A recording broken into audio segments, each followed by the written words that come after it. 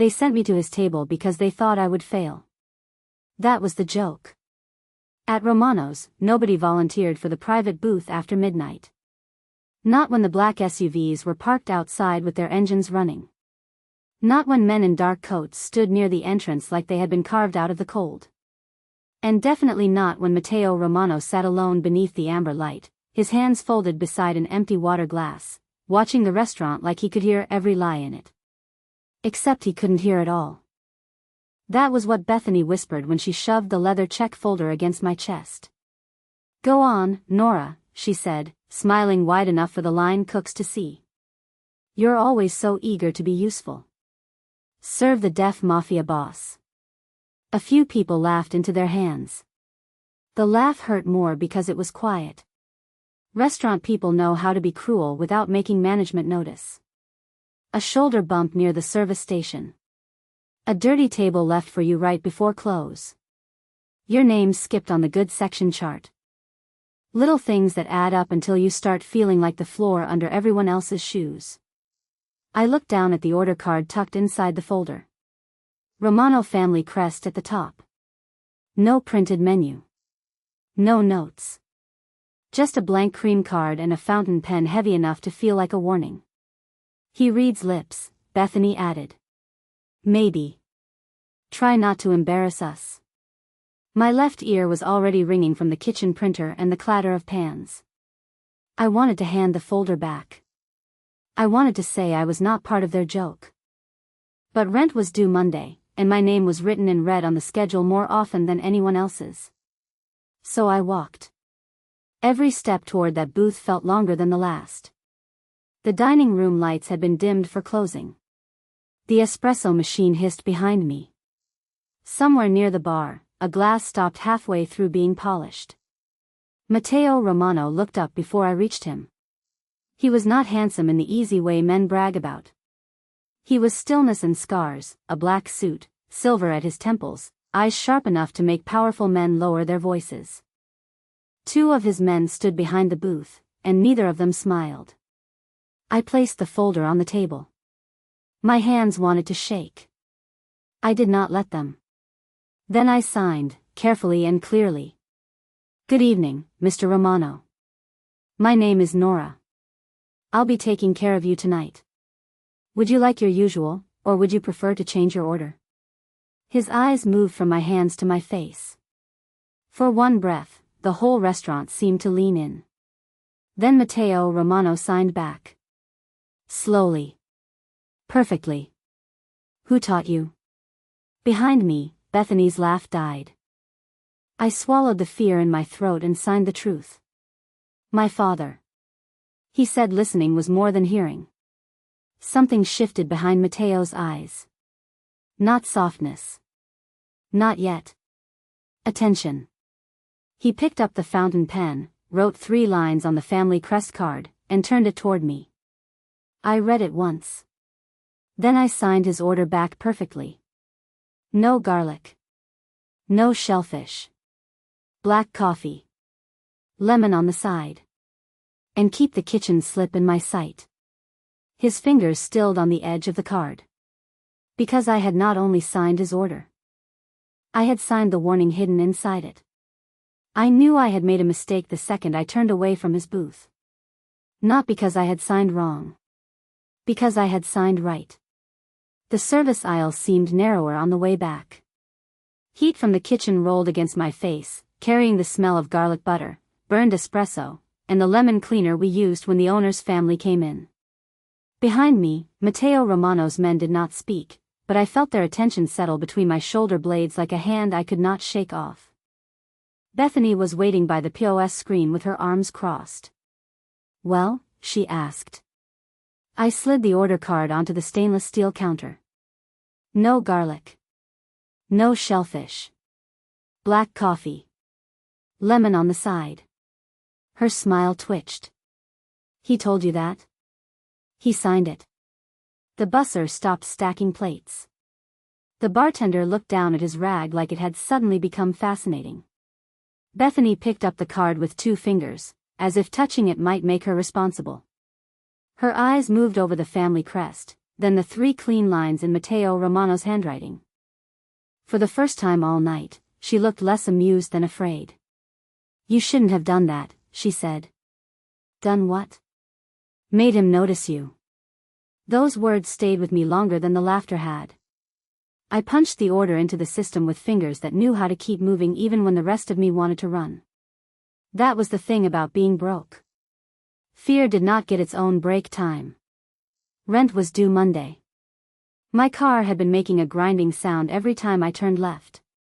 The pharmacy had called twice about my father's last refill before he died, because grief did not cancel old balances.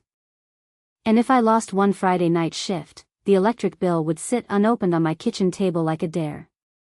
So I worked. I wiped the counter. I refilled waters.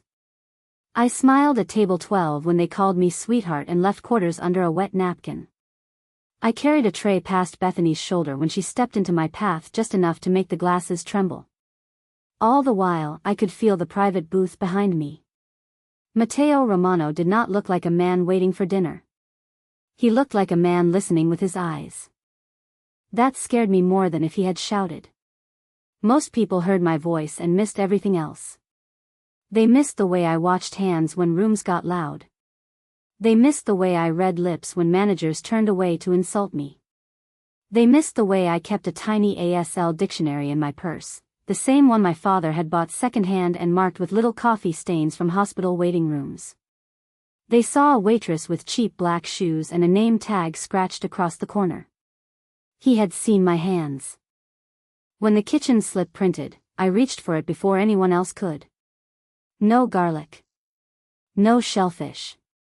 Black coffee. Lemon on the side. I checked it twice, then a third time, because that order did not feel like preference. It felt like a locked door with a warning taped to it. "Move," Bethany said, snatching the slip from beside my wrist. I caught the edge before she could pull it away. He asked that it stay in his sight. Bethany leaned close enough for me to smell her mint gum. "And since when do you give orders here?" The kitchen noise dipped for half a second. Not silence. Just enough space for danger to breathe.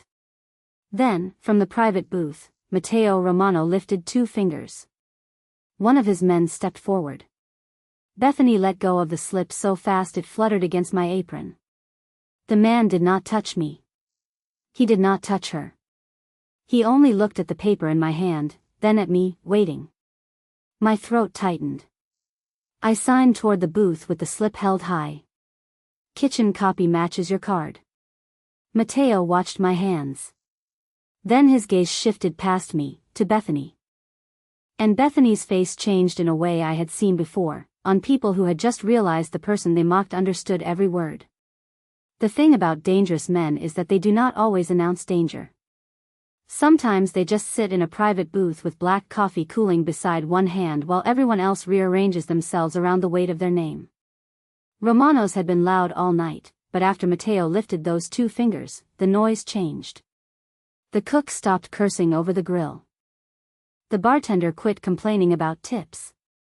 Even the manager, Mr. Doyle, stepped out of the back office with his tie crooked and his smile too polished. "Everything all right, Mr. Romano?" he asked, speaking too loudly, the way hearing people sometimes did when they thought volume could fix deafness. Matteo did not look at him. He looked at me. Then he signed one word. "Watch." I did. Not because he ordered me to. Because I had learned young that the people in a room usually told the truth with their bodies before their mouths caught up. A man near the bar had been pretending to wait for takeout for almost 20 minutes. Gray coat. No food bag. Phone face down. His eyes kept sliding toward the private booth, then toward the kitchen door where orders came out. He looked ordinary enough to be missed by anyone who had money, power, or the luxury of not paying attention. I did not have any of those things. I had years of reading lips across noisy dining rooms. Years of watching customers decide whether a woman in an apron was worth basic respect. Years of catching small movements because missing one could mean a spilled tray, a bad tip, or a manager asking why I had not seen trouble coming. Bethany moved behind me. Too close.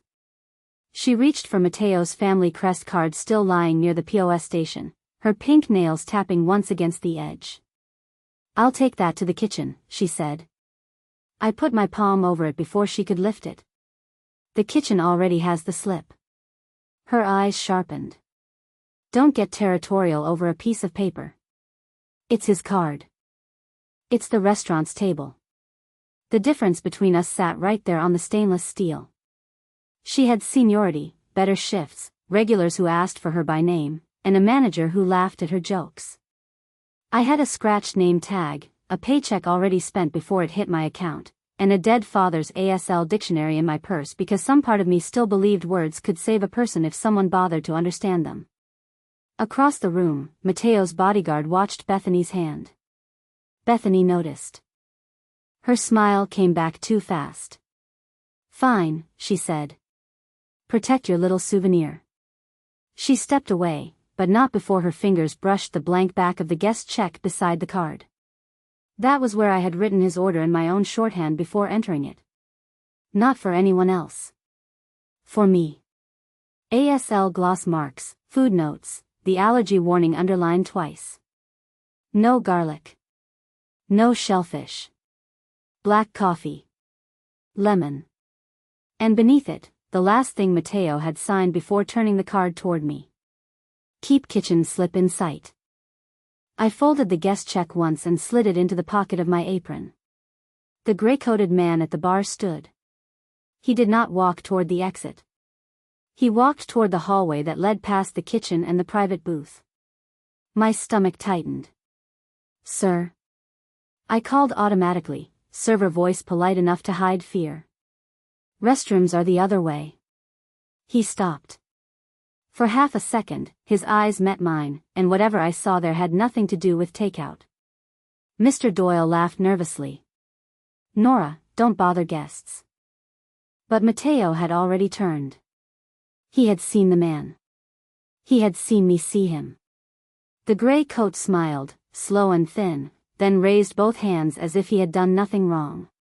And behind me, Bethany whispered, "You really don't know when to stay invisible, do you?" I should have let the gray-coated man pass. That would have been safer.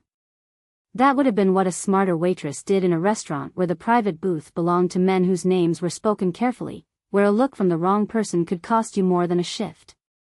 But my body moved before fear could negotiate. I stepped sideways and blocked the hallway with an empty tray pressed against my apron. "Restrooms are past the bar," I said again. The man smiled like I had amused him. "I'm not looking for the restroom."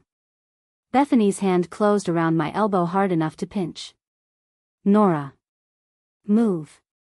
The word carried across the dining room because everyone was watching now. The last late tables had gone still over their coffee cups. Mr. Doyle stood near the host stand, pretending he was in control, but the reservation book shook slightly under his palm. The gray-coated man's eyes flicked past me toward Mateo's booth. One of Mateo's men stepped forward. The man lifted his hands again, innocent as church glass. "Just lost, sweetheart." Sweetheart. I hated that word when it came from men who meant small.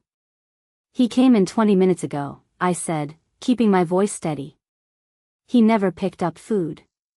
He never ordered. He's been watching table 7 and the kitchen door." Bethany laughed. It was sharp and bright and perfectly placed to make me sound ridiculous. "Are you serious?" she said. "Now you're profiling customers?"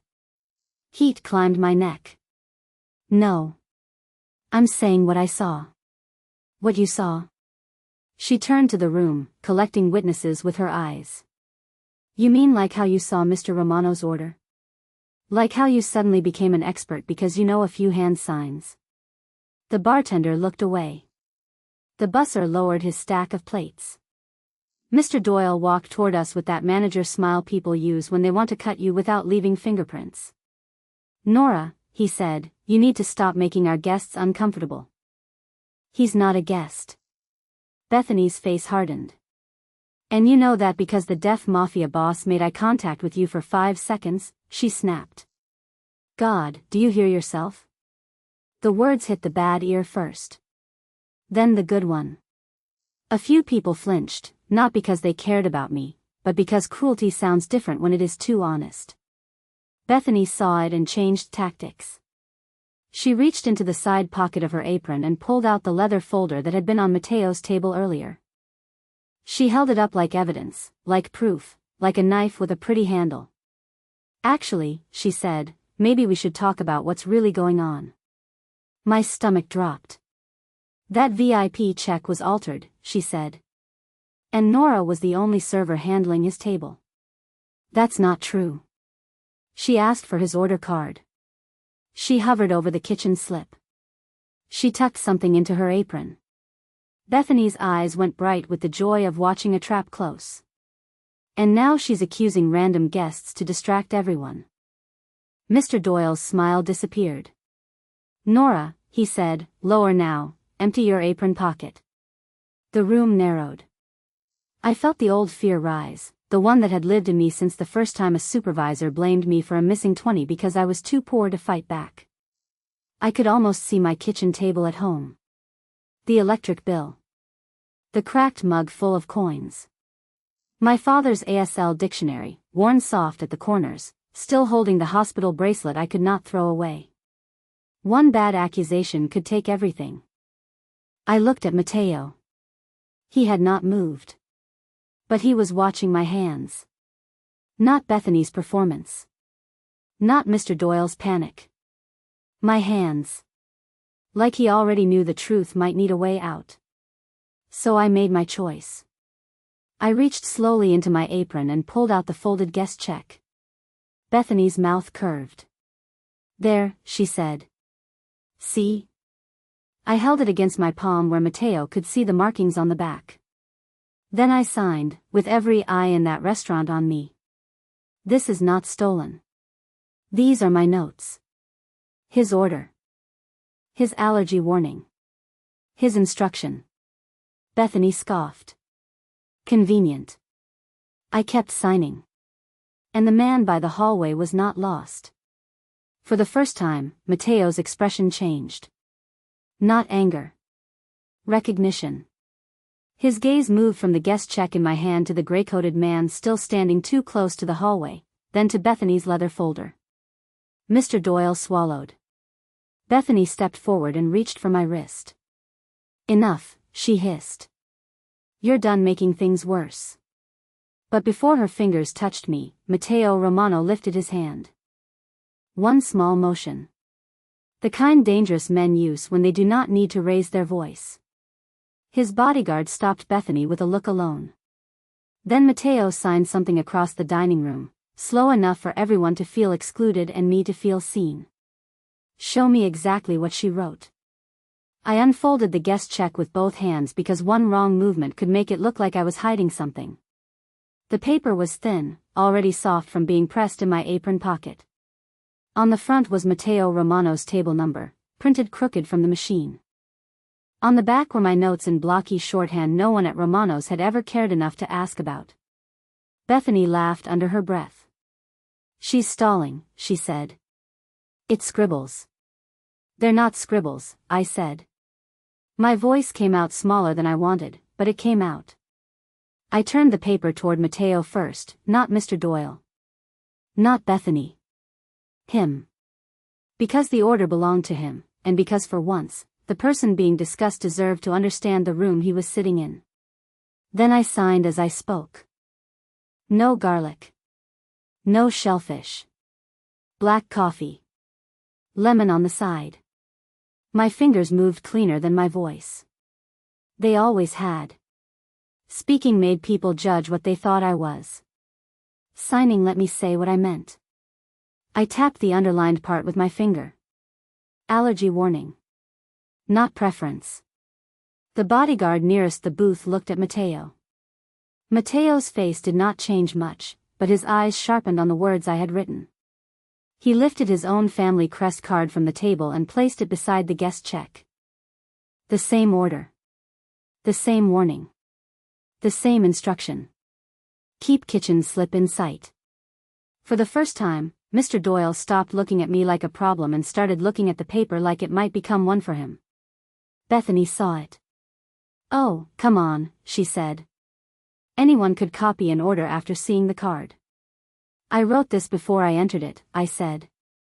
"You expect us to believe that?" "No," I said, and the honesty surprised even me. "I expect you to check the timing on the ticket if you want to." "But I know what I wrote."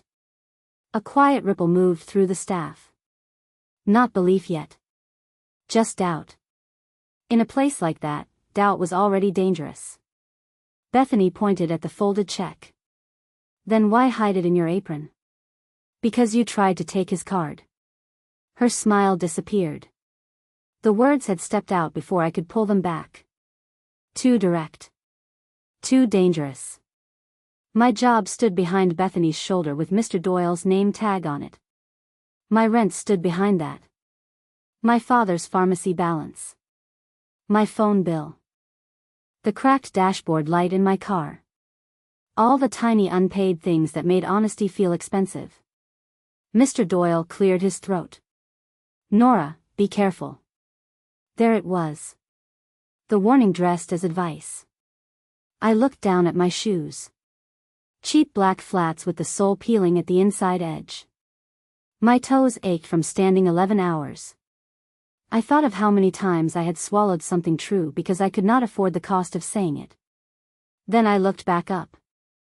"I am being careful," I said. "That's why I wrote everything down." Mateo's gaze stayed on me. He did not rescue me. He did not speak over me. He only gave one small nod, and somehow that nod held more room than anyone had ever given me in that restaurant. So I kept going. "The kitchen slip had to match the card," I said. "Because if it didn't, he could get hurt. And because he asked for it to stay in sight." Bethany folded her arms. "So now you're a doctor too?" "No," I said. "I'm a waitress. That means I know what happens when a customer says allergy and the kitchen treats it like a preference."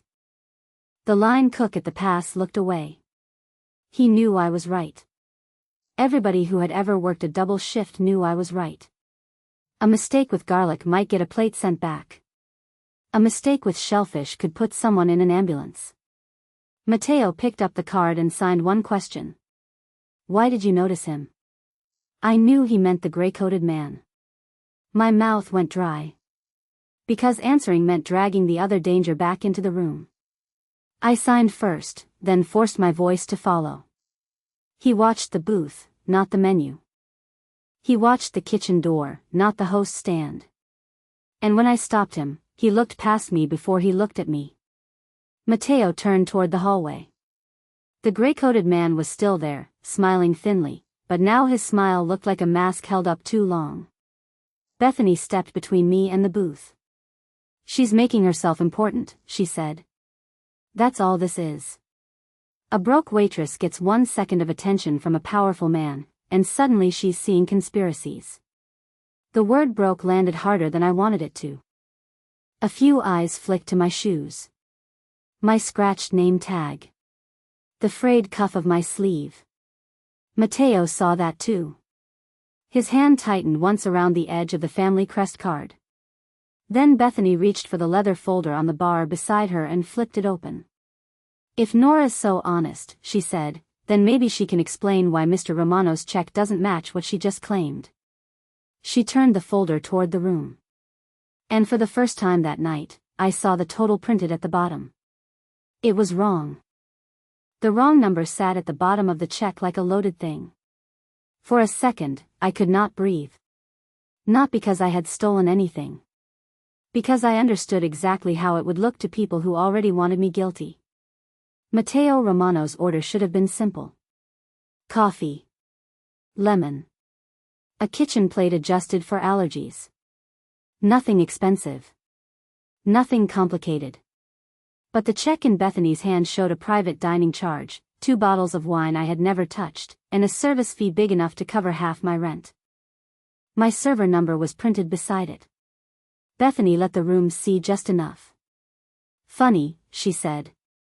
"You wrote down his order so carefully, but the check says something else." Mr. Doyle's face tightened. Nora. I hated the way he said my name.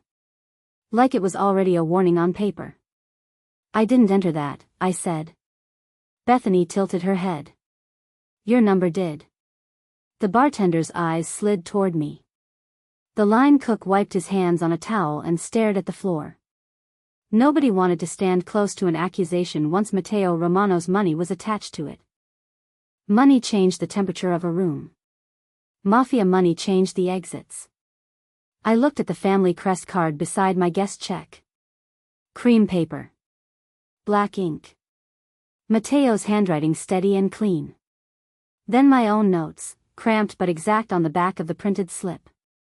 2 pieces of paper told the same story. The check told another. That was the crack. I pointed to the card first. His written order has no wine, I said. No private dining charge.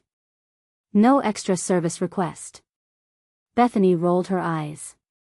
Maybe he added it after. I turned to Matteo and signed before she could bury me under more words. Did you add wine or a private dining charge? He watched me for one hard second. Then he signed back. No. One word. Clean as a blade. I repeated it aloud. He says no. Bethany laughed again, but this time it landed wrong. Too quick. Too thin. You're translating for the man who can't hear us, she said. How convenient. That was when Matteo stood. He did not slam his hand on the table. He did not threaten anybody. He only rose from the booth, and the old restaurant seemed to remember who owned the floor beneath it. Forks paused over plates.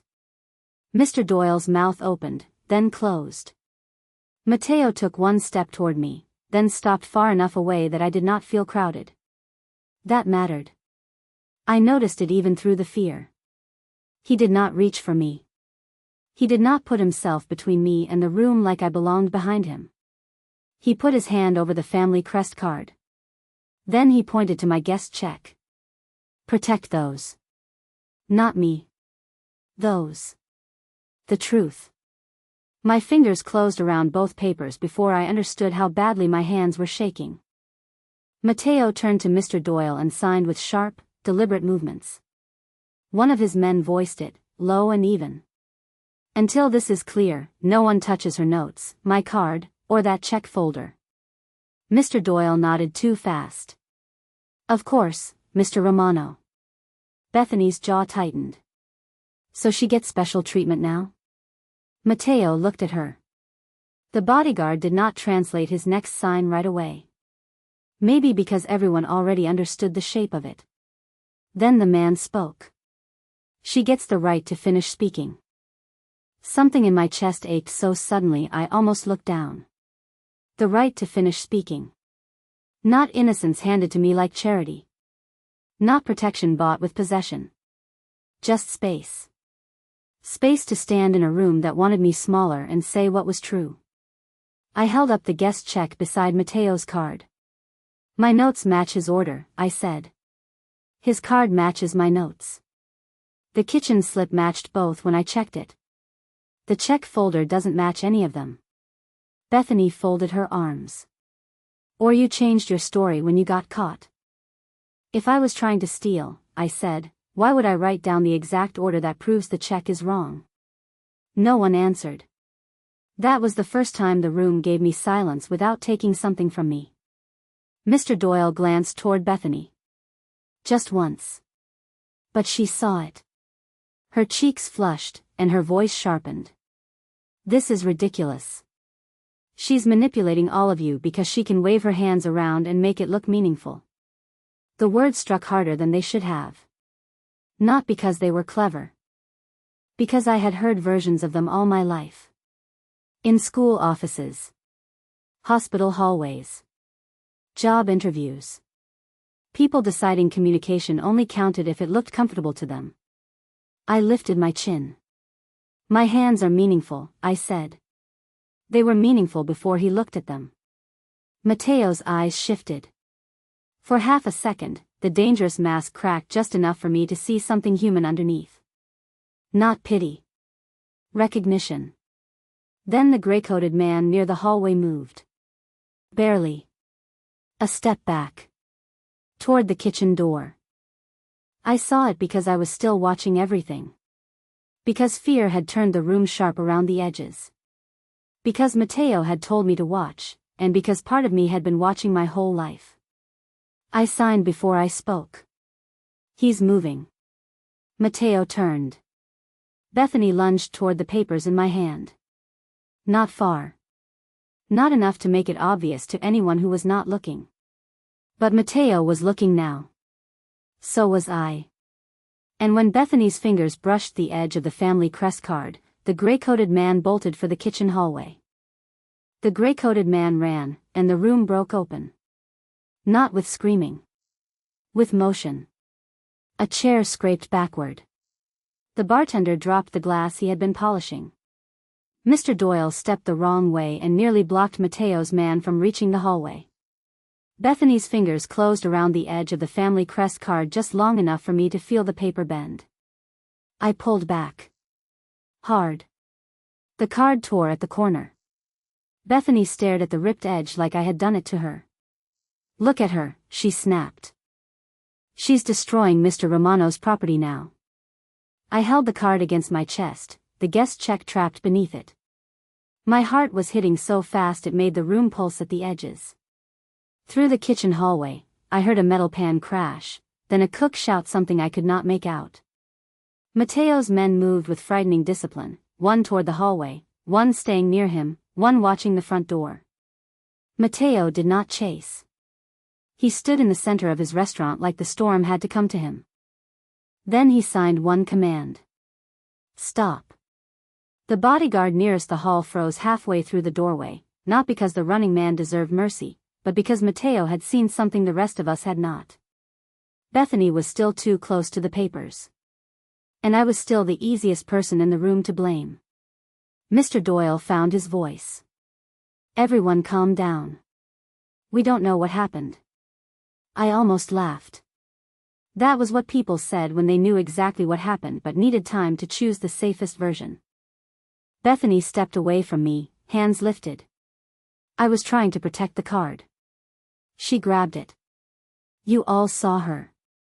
No, I said. My voice shook. So I signed it too. No. Mateo's eyes found my hands again. I forced myself to breathe. She reached for it when he ran, I said. The same way she reached for it earlier. The same way she tried to take the kitchen slip. Bethany's face twisted. Because you were hoarding table paperwork like a child. I was keeping his order where he asked me to keep it. You keep saying that, she shot back, but nobody here knows what he asked except you. The attack landed because it was believable. That was the cruelest part. Bethany was not stupid. She knew how to make the truth sound like arrogance. She knew how to turn my skill into a trick, my notes into a scheme, his deafness into a wall she could hide behind. She turned to Mateo with a sweet, helpless expression that made my skin crawl. I'm sorry, Mr. Romano, she said slowly, exaggerating every word as if he were a child. She has been unstable all night. Mateo's face went still in a way that made even Mr. Doyle step back. Bethany kept going because she did not know enough to stop. She wanted attention. She inserted herself into your order. She accused a customer. Now your check is wrong, your card is torn, and she just happens to be holding all the papers that make her look innocent. For one terrible second, nobody spoke. Because said that way, it sounded almost possible. A poor waitress. A powerful man. A wrong check. A torn card in my hand. I felt the old shame crawl up my throat. The kind that says defending yourself only makes you look guiltier. The kind that teaches girls like me to lower our eyes before someone decides our dignity is attitude. But Mateo had not moved his gaze from Bethany. Not once. Then he signed something short. His bodyguard translated. Do not speak to me like I am furniture. Bethany's mouth opened. No sound came out. Mateo turned to me. His hands moved slower now, so there could be no mistake. Tell me the order from the beginning. I looked at the torn corner of the card. At my guest check. At the wrong check folder still open on the bar. 3 pieces of the same night, and one of them did not belong. I signed first, because my hands did not betray me the way my voice sometimes did. You wrote no garlic, no shellfish, black coffee, lemon on the side. You told me to keep the kitchen slip in sight. The kitchen slip matched. My notes matched. The check folder did not. Then I spoke the last part aloud. And when the gray-coated man moved, Bethany reached for the only paper with your handwriting on it. Bethany laughed, too loud. That proves nothing. No, I said. Not by itself. That was the moment I saw her fear. Not guilt on full display. Not confession. Just the smallest crack near her eyes when she realized I was no longer guessing. Mateo saw it too. He lifted one hand. This time, no one moved until the bodyguard spoke. Bring up the private booth footage. Mr. Doyle went pale. Mr. Romano, the system is in the office, and I'm not sure. Mateo looked at him. The sentence died before it could become a lie. Bethany shook her head. There's no reason to humiliate the whole staff because one waitress can't explain a bad check. I turned toward her, still holding the torn card and my notes. I can explain the order, I said. I can explain my notes. I can explain why I stopped that man. My voice lowered. But I can't explain why you're so scared of a camera pointed at his booth. The restaurant seemed to shrink around that sentence. Bethany's face drained. And behind her, Mateo Romano signed the words that made the final truth unavoidable. Show the footage now. The office monitor was small, dusty, and mounted too high on the wall. That was what I remember most. Not Bethany's face. Not Mr. Doyle's shaking hands as he pulled up the private booth camera. The monitor. A cheap square screen above a filing cabinet, showing the whole dining room from an angle none of us had been thinking about. Mateo's booth. The bar. The POS station. The narrow service aisle where little cruelties usually disappeared because nobody important bothered to look. Tonight, someone important looked. Mr. Doyle clicked the footage back. The screen filled with Bethany laughing beside the server station, the leather folder pressed against her hip. There I was, standing smaller than I felt, my apron wrinkled, my hair slipping out of its tie, Mateo's family crest card held carefully in both hands like it could burn me if I handled it wrong. Then Bethany shoved the folder into my chest. Even without sound, cruelty had a shape. Her mouth formed words everyone in that office suddenly remembered. Serve the Deaf Mafia Boss. My skin went hot. Not because I was surprised. Because now the room could not pretend it had not happened. The footage kept moving. It showed me walking to Mateo's booth. It showed me signing his greeting. It showed his head lifting, his attention sharpening, his hands answering mine. It showed Bethany's smile fading in the background before she turned to whisper something to the bartender. Then it showed the order. Mateo writing on his family crest card. Me reading it. Me signing it back.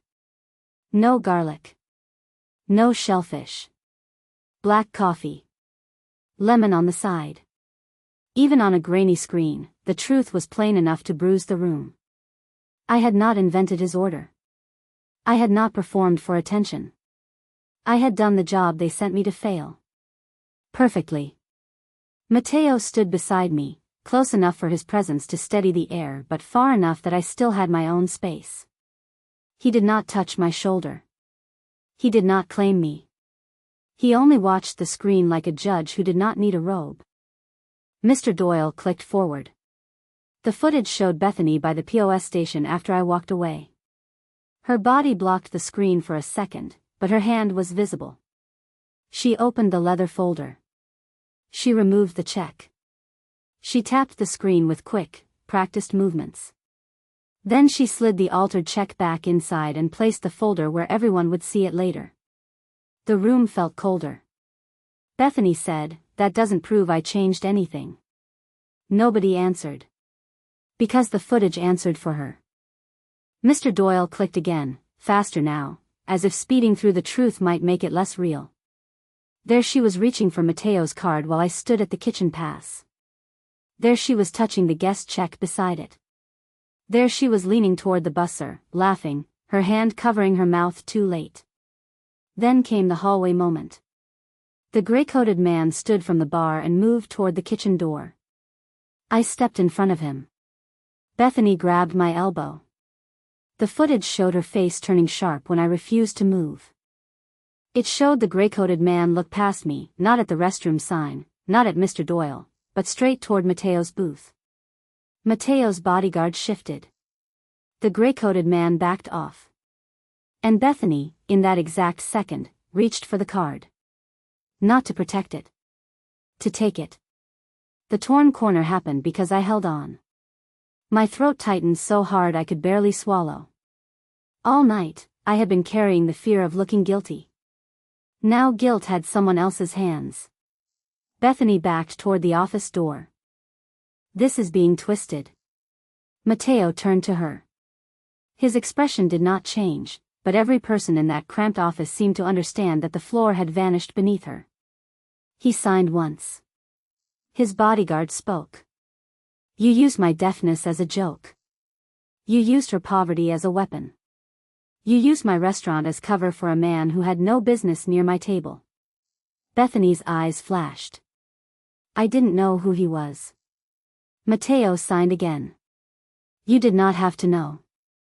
You only had to stop when she told the truth." That landed harder than a threat. Bethany looked at Mr. Doyle. "Say something." He did. "Just not for her." "You're fired," he said, voice thin. Mateo lifted one hand, and Mr. Doyle stopped like a door had closed in front of him. The bodyguard translated Mateo's signs with no emotion at all. "Not enough." Bethany went still. Mateo looked to Mr. Doyle. "You will remove her from payroll tonight. She is banned from every Romano-owned restaurant. Her altered check goes to my attorney. The man in the gray coat is no longer a customer issue, he is a family security issue. 3 consequences.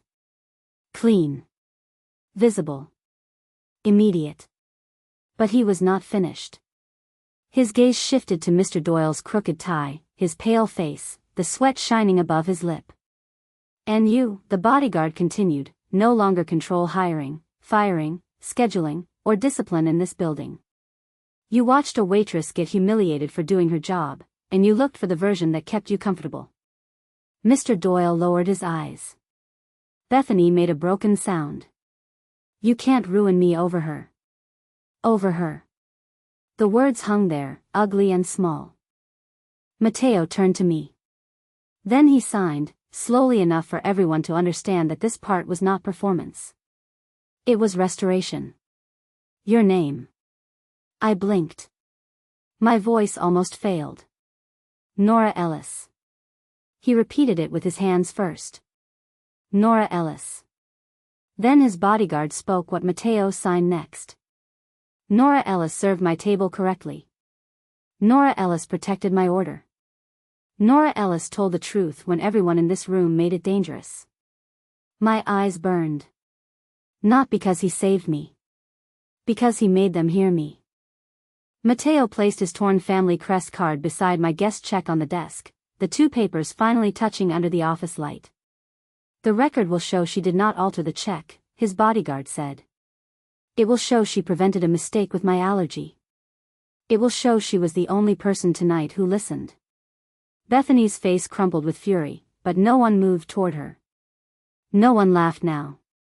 No one looked at my shoes. For the first time since I had started at Romano's, the staff looked at my hands like they had carried something valuable. Mateo picked up the altered check folder and handed it to his bodyguard.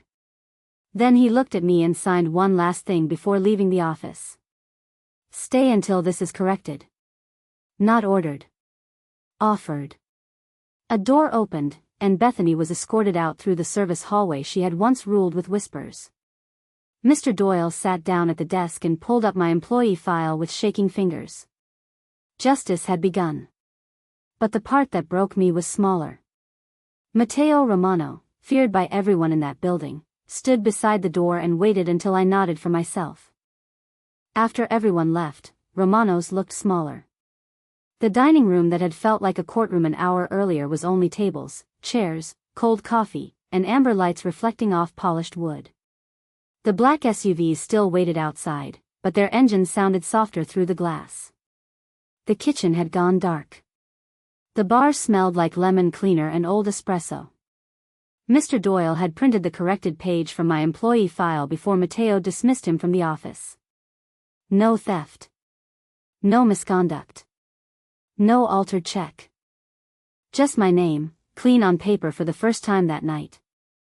I held it carefully, even though it was only a page. Maybe dignity always feels heavier when you had to fight to get it back. Matteo stood across from me near table 7. Not too close. Never too close. The torn family crest card lay beside my guest check, both saved, both real, both proof that I had not imagined my own courage. Then he reached into his coat and pulled out my old ASL dictionary. For 1 second, I forgot how to breathe. My purse, I whispered. He signed before his bodyguard could speak. It fell when they searched the office. I did not open it. My fingers closed around the worn cover. The corners were soft. The spine was cracked. Inside, tucked where it had always been, was my father's hospital bracelet, still curled like a small white memory. I pressed the book against my chest. He bought it from a library sale, I said, not sure why I needed Matteo to know. $3. He said if the world wouldn't listen to him, we'd learn a language it couldn't take away. Matteo looked down. For the first time all night, the feared man seemed less like a shadow over the room and more like someone who knew what it cost to be misunderstood. He signed slowly. Your father taught you well. I swallowed hard. He taught me to pay attention. Matteo's hands paused. Then he signed the words I did not know I had been waiting my whole life to see. You were heard. I looked at those words in his hands, and something inside me loosened. Not everything. Pain does not leave just because justice enters the room. But the part of me that had been shrinking for years finally stopped apologizing for taking up space. Matteo nodded toward the dining room, toward the job I had almost lost. There is a new position, his bodyguard translated. Training staff to serve deaf guests properly. Front of house. Better pay. Your choice. My choice. That was the part that mattered. Not rescue. Not ownership. A door. I looked at my father's dictionary, then at the corrected file in my hand. I'll stay, I said. But not because I owe anyone. Matteo signed my answer back with the faintest warmth in his eyes. No. Because they owe you respect. For the first time, I believed a powerful room could change without swallowing me whole. And when I walked out of Romano's that night, I was not the joke they had sent to table 7. I was Nora Ellis. And I had been heard.